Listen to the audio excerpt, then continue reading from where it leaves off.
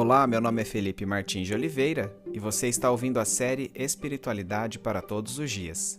A reflexão dessa semana encontra-se no seguinte texto bíblico, João 16, de 5 a 33, e corresponde à semana 33 do Guia Devocional do Evangelho segundo João, cujo título é Dores de Parto. Vamos à leitura do texto bíblico.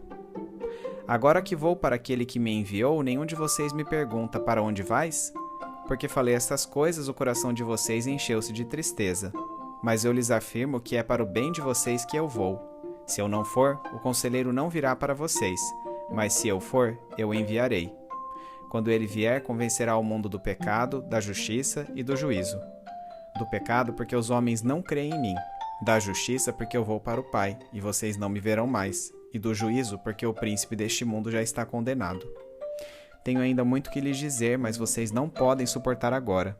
Mas quando o Espírito da Verdade vier, ele os guiará a toda a verdade. Não falará de si mesmo, falará apenas o que ouvir e lhes anunciará o que está por vir. Ele me glorificará, porque receberá o que é meu e tornará conhecido a vocês. Tudo o que pertence ao Pai é meu. Por isso eu disse que o Espírito receberá do que é meu e o tornará conhecido a vocês. Mais um pouco e já não me verão, um pouco mais e me verão de novo.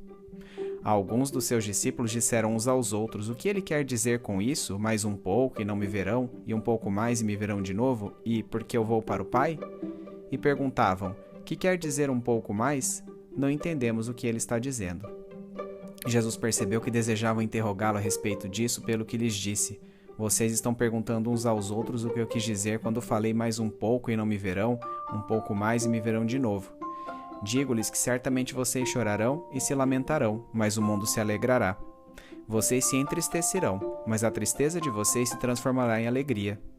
A mulher que está dando à luz sente dores porque chegou sua hora, mas quando o bebê nasce, ela esquece a angústia por causa da alegria de ter vindo ao mundo. Assim acontece com vocês. Agora é hora de tristeza para vocês, mas eu os verei outra vez, e vocês se alegrarão, e ninguém lhes tirará essa alegria. Naquele dia vocês não me perguntarão mais nada. Eu lhes asseguro que meu Pai lhes dará tudo o que pedirem em meu nome.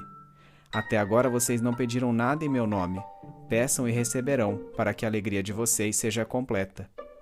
Embora eu tenha falado por meio de figuras, vem a hora em que não usarei mais esse tipo de linguagem, mas lhes falarei abertamente a respeito de meu Pai. Nesse dia vocês pedirão em meu nome. Não digo que pedirei ao Pai em favor de vocês, pois o próprio Pai os ama, porquanto vocês me amaram e creram que eu vim de Deus. Eu vim do Pai e entrei no mundo, agora deixo o mundo e volto para o Pai. Então os discípulos de Jesus disseram: agora estás falando claramente, não por figuras. Agora podemos perceber que sabes todas as coisas e nem precisas que te façam perguntas. Por isso cremos que vieste de Deus. Respondeu Jesus: agora vocês creem? Aproxima-se a hora e já chegou quando vocês serão espalhados, cada um para a sua casa. Vocês me deixarão sozinho, mas eu não estou sozinho, pois meu Pai está comigo. Eu lhes disse essas coisas para que em mim vocês tenham paz. Neste mundo vocês terão aflições, contudo, tenham ânimo, eu venci o mundo.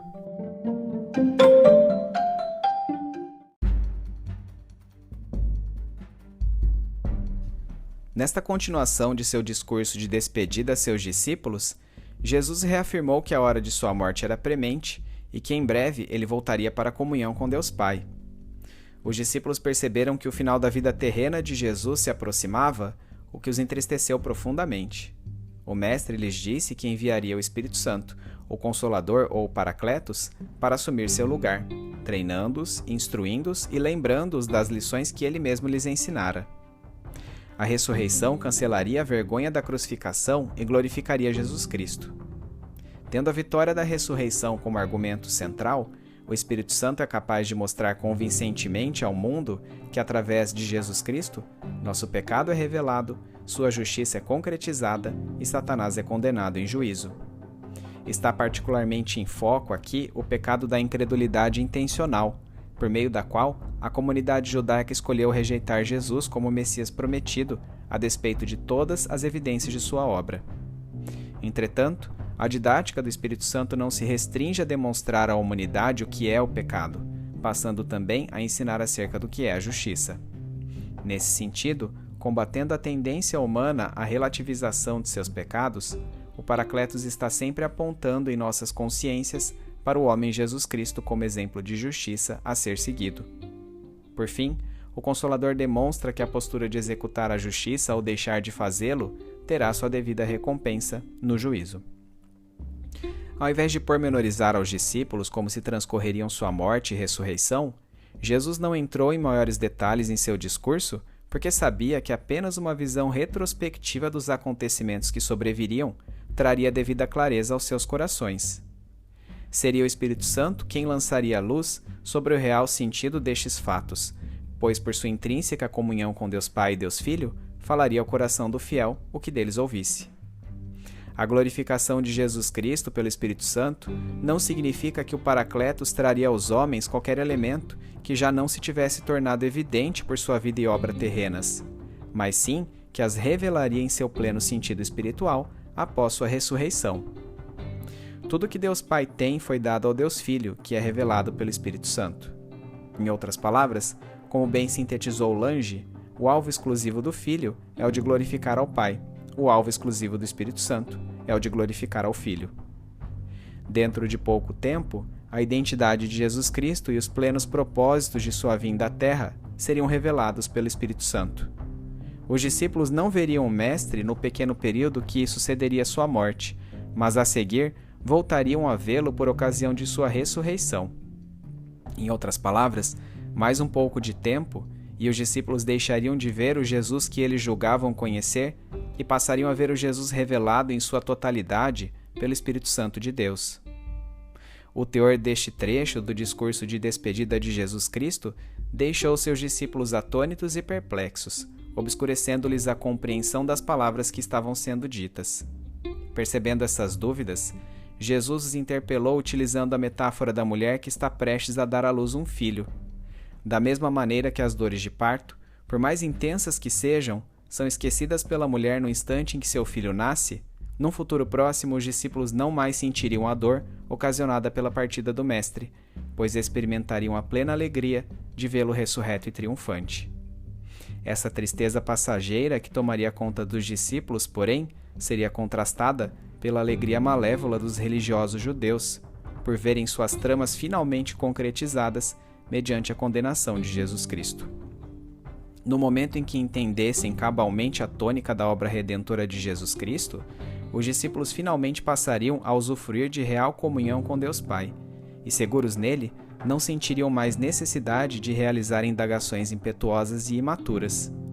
Suas orações seriam reflexo desta maturidade, na medida em que aquele que tem a vida espiritual abundante é justamente o indivíduo que aprendeu a orar segundo os desígnios de Deus, pedindo de acordo com sua vontade, e desse modo, tendo todos os seus pedidos atendidos. Grande parte dos ensinamentos de Jesus fora permeada de parábolas e simbologias, porém, quando o Paracletos viesse, os princípios por ele transmitidos seriam abertamente revelados, originando um conhecimento mais completo sobre Deus. Quanto maior for este conhecimento, mais alinhada ao nome de Jesus Cristo, isto é, ao que ele deseja, será a oração do fiel. Em Jesus, os crentes adquirem o benefício do contato direto, sem intermediários, com Deus Pai, da mesma maneira como Jesus Cristo fazia. Ao demonstrarem seu amor pelo Deus Filho, os discípulos automaticamente obtiveram o amor de Deus Pai, de caráter semelhante ao que ele devotava a Jesus, fazendo-os seus filhos também. Certo de que este objetivo seria plenamente concretizado, Jesus reafirmou seu retorno a Deus Pai, de quem proviera. Diante de todas essas explanações, os discípulos finalmente compreendem que Jesus era o Logos de Deus encarnado em figura humana, tendo vindo ao mundo para cumprir sua missão redentora e abrindo-lhes a possibilidade de um relacionamento de pai e filho com o próprio Deus. Contudo, apesar de constatar este progresso na fé de seus discípulos, Jesus sabia que eles o deixariam sozinho durante seu sofrimento mais profundo. No final, porém, sua vitória sobre o mundo e sobre a morte seria infalível, abrindo-lhes a possibilidade de ânimo e esperança constantes, a despeito das provações.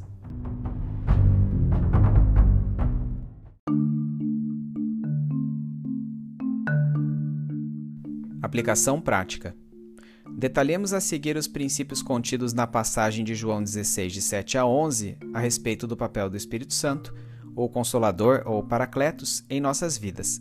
Ele nos convence, primeiramente, do pecado. Sem a obra de convencimento do Espírito Santo, as pessoas jamais se perceberão pecadoras.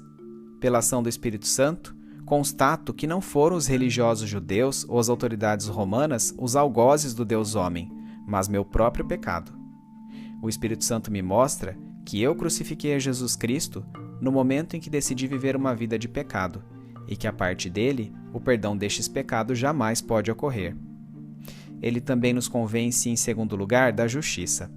Ninguém, a não ser o Espírito Santo, pode revelar a uma pessoa que sua condição de justa diante de Deus não depende de suas obras, mas da morte sacrificial de Jesus Cristo na cruz.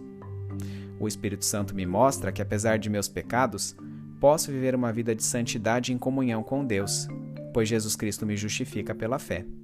Isso ocorre mediante arrependimento, a completa mudança em minha maneira de viver, que tem Jesus Cristo como modelo de retidão.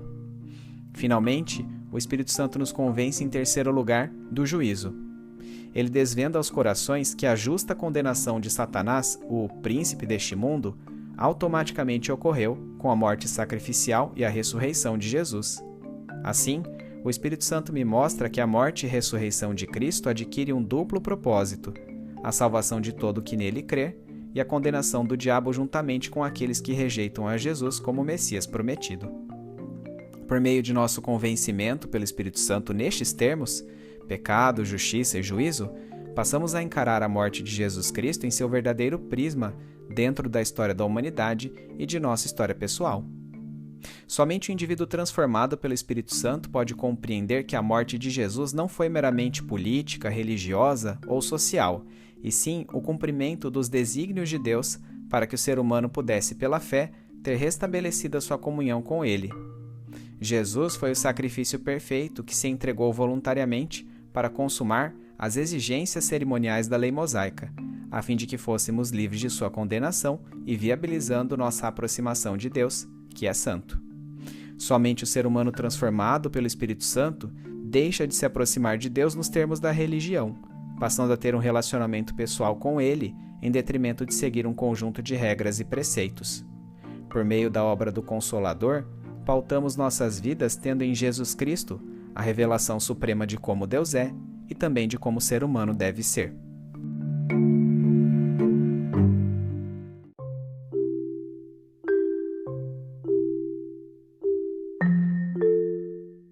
Trazendo da mente para o coração.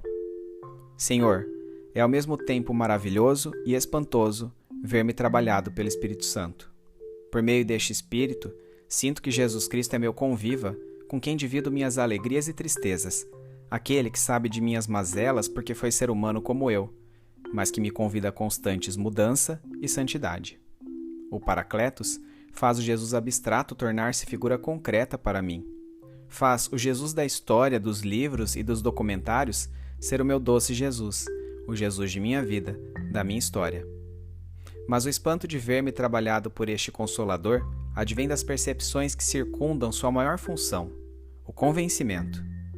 O Espírito Santo me mostra que eu crucifiquei a Jesus Cristo no momento em que decidi viver uma vida de pecado, e que a parte dele o perdão desses pecados jamais pode ocorrer. Triste realidade! Que confortável seria acusar judeus e romanos da antiguidade do deicídio e permanecer à margem das cenas da crucificação de Jesus Cristo como um espectador impotente. Mas ó quão difícil é ver-me personagem ativo desta cena, cuspindo no mestre a cada palavra torpe, esbofeteando a cada pensamento vil e batendo os pregos em suas mãos a cada contenda com meu próximo. Não foram Roma nem os judeus que mataram Jesus. Foi meu pecado. Fui eu. Sou culpado por derramar o sangue do Deus homem. Que esperança sobrevém, entretanto, ao folhear as próximas páginas da história da redenção. Pois o mesmo Espírito Santo me mostra que, apesar de meus pecados, posso viver uma vida de santidade em comunhão com Deus, já que Jesus Cristo me justifica pela fé. Sim, meus pecados foram a causa da morte do Deus Filho, mas em sua graça infinita Deus Pai assentiu em perdoar-me. E não apenas isso, coloca-me dentro de sua casa para viver em sua eterna presença, em aposentos especialmente preparados, pois me adotou como um de seus filhos. Que Deus é esse que adota como filho o assassino de seu filho primogênito? Tenho a real dimensão desta graça? ou tomo ciência dela em leituras esporádicas da Bíblia que vez ou outra me emocionam, ao invés de incorporar esta graça como o juiz de minhas atitudes? Deus meu, diariamente tento andar em direção à santidade, mas tropeço. Ajude-me pelo mesmo Espírito Santo a caminhar rumo à maturidade e a uma vida pura. Que minha vida faça valer esta graça que foi barata para mim, mas custosa ao Logos de Deus. Que os pregos, a coroa de espinhos, as zombarias, os chicotes, as humilhações, a sede não saciada, o calor escaldante do corpo ferido e as chagas sangrantes que Jesus experimentou sejam as cenas em minha consciência cada vez que eu maldosamente maquinar um pecado. Que eu honre com minha vida a morte do Senhor do Universo. Permita-me reconhecer as tentações e vencê-las para louvor do seu nome. Esteja a meu lado nas provações, fortalecendo-me para que, ao final, eu olhe para o trecho percorrido e tenha plena certeza de que o fiz, dentro de sua vontade. E que minha vida seja uma vitrine que propaga seu nome para aqueles que precisam conhecer a Jesus. Em nome dele é que oro. Amém.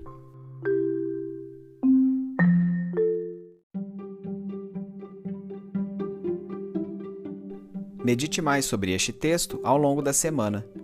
Domingo, leia o texto de João 16, de 5 a 33, bem como os comentários sobre ele. Segunda-feira, por que Jesus comparou o momento desta passagem bíblica com dores de parto? Terça-feira, após ler o texto bíblico selecionado e as considerações anteriormente escritas, reflita sobre a frase de Lange: o alvo exclusivo do Filho é o de glorificar ao Pai, o alvo exclusivo do Espírito Santo é o de glorificar ao Filho. Quarta-feira, em que sentido o Espírito Santo nos convence do pecado, da justiça e do juízo? Quinta-feira, como o convencimento nas 3 áreas citadas na pergunta anterior traz reflexos sobre a história da humanidade e sobre minha e sua história pessoal? Sexta-feira, quais aspectos de sua vida precisam de uma resposta ao trabalhar do Espírito Santo de Deus? Sábado, quais as implicações práticas do texto de João 16, de 5 a 33, para a sua vida?